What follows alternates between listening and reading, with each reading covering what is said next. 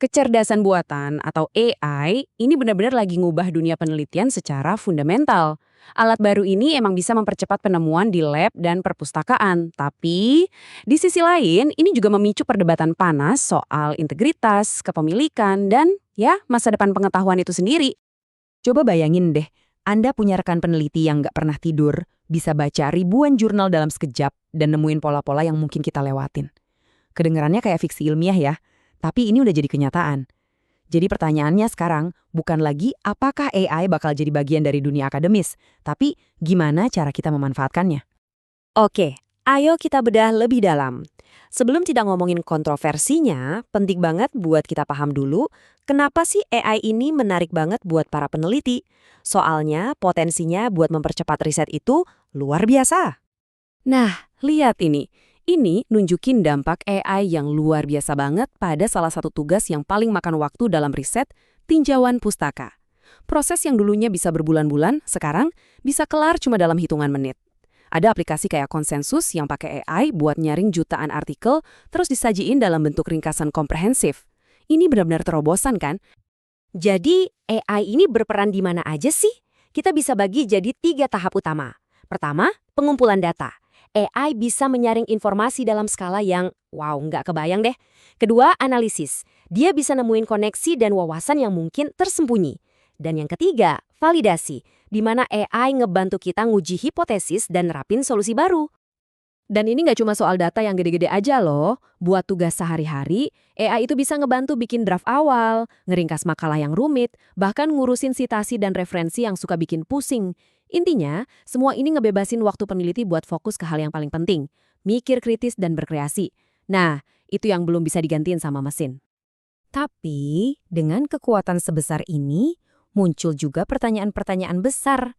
Seiring AI makin terintegrasi, institusi-institusi akademis sekarang lagi pusing nih, gimana caranya bikin aturan main yang baru. Mereka berusaha menyeimbangkan antara inovasi sama integritas. Dan ini nih contoh yang pas banget buat ngegambarin ketegangannya. Di satu sisi, ada kebijakan kayak dari Cornell ini yang terang-terangan melarang AI. Tujuannya buat melindungi pengembangan skill-skill dasar. Mereka percaya kalau kemampuan buat nulis dan mikir secara mandiri itu harus diasah tanpa bantuan mesin. Nah, di sisi lain, banyak juga nih universitas yang ngambil jalan tengah. Mereka ngebolehin AI buat tugas-tugas tertentu, asalkan penggunaannya transparan dan sumbernya dicantumin dengan benar. Tujuannya apa? Ya, buat nyiapin mahasiswa untuk dunia kerja, di mana kolaborasi sama AI itu bakal jadi hal biasa. Jadi, kuncinya itu konteks. Nggak ada satu aturan yang bisa dipukul rata buat semua. Tapi terlepas dari kebijakan kampus, tanggung jawab utama tetap ada di tangan peneliti. Panduan dari George Mason University ini ngejelasin dengan gamblang. Anda yang bertanggung jawab penuh atas akurasi informasinya, Anda harus jagain data-data rahasia, Anda harus jujur soal pemakaian AI, dan Anda juga harus patuh sama aturan spesifik untuk hal-hal kayak peer review. Oke, sekarang kita lihat dari sudut pandang yang lebih luas. Perdebatan ini tuh bukan cuma soal aturan di dalam kampus loh. Ini adalah bagian dari pertarungan hukum dan etika yang jauh lebih besar tentang siapa sih yang punya ide itu sendiri. Buat yang ingat awal-awal era digital, situasi ini pasti kerasa familiar banget. Dulu ada Napster yang bikin heboh industri musik karena orang bisa bagi-bagi file seenaknya. Nah, AI generatif ini mirip. Dia belajar dari data super banyak yang diambil dari internet, seringnya tanpa izin. Jadi ketegangannya sama, inovasi teknologi lawan hak-hak para pencipta. Pusat dari perdebatan hukum ini, terutama di Amerika, adalah konsep yang namanya fair use atau penggunaan wajar. Perusahaan AI bilang, mereka kan cuma melatih model, bukan nyalin. Jadi ini dianggap transformatif dan legal.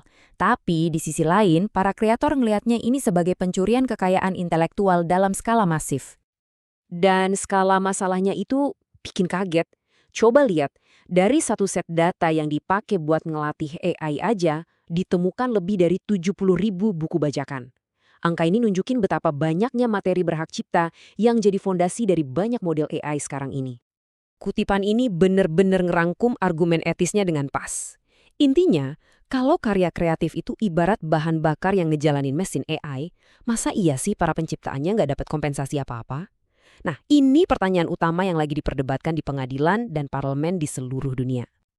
Di tengah semua ketidakpastian ini, para peneliti, penerbit, dan organisasi mulai bergerak buat ngebangun solusi praktis. Daripada nungguin putusan pengadilan, mereka bikin alat dan standar sendiri buat ngadepin situasi baru ini. Salah satu alat kunci yang muncul adalah GIDIT. Anggap aja ini semacam label informasi gizi buat penggunaan AI dalam sebuah karya ilmiah. Ini kerangka kerja yang simple dan standar buat penulis, biar bisa ngejelasin secara transparan gimana, di mana, dan kenapa mereka pakai AI dalam risetnya. Dan manfaatnya itu buat semua orang. Buat penulis, ini nunjukin transparansi dan tanggung jawab. Buat editor dan peninjau, ini ngasih konteks penting buat ngevaluasi hasil kerjaannya. Dan yang paling penting, buat pembaca, ini ngebangun kepercayaan. Karena kepercayaan itu ibarat mata uang di dunia akademis, kan? Selain soal transparansi, ada juga langkah perlindungan hukum yang proaktif.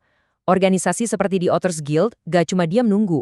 Mereka bikin alat hukum, semacam klausul kontrak khusus, yang bisa dipakai penulis buat secara tegas ngelarang karya mereka dipakai untuk ngelatih model AI tanpa izin.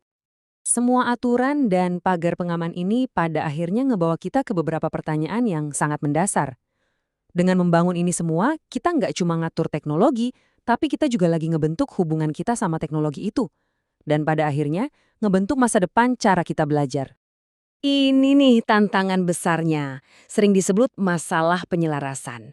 Sederhananya gini, AI itu kan dirancang buat mencapai tujuan tertentu. Nah pertanyaannya, gimana caranya kita mastiin tujuan-tujuan itu sejalan dengan nilai-nilai kemanusiaan kita yang kompleks, kayak keadilan, privasi, dan keamanan. Diagram dari Microsoft Research ini nunjukin betapa rumitnya tantangan itu.